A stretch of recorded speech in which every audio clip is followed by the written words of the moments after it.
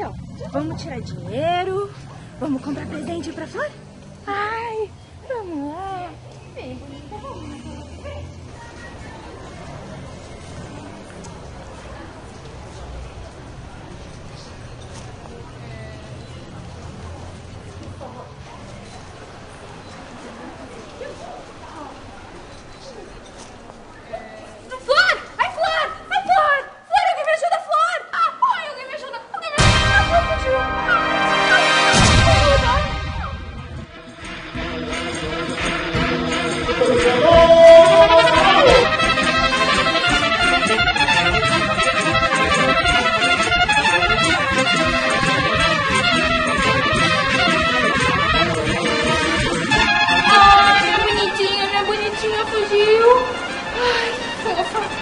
Você tá maluco? Podia ter caído, se machucado, correndo desse jeito? Fique tranquila.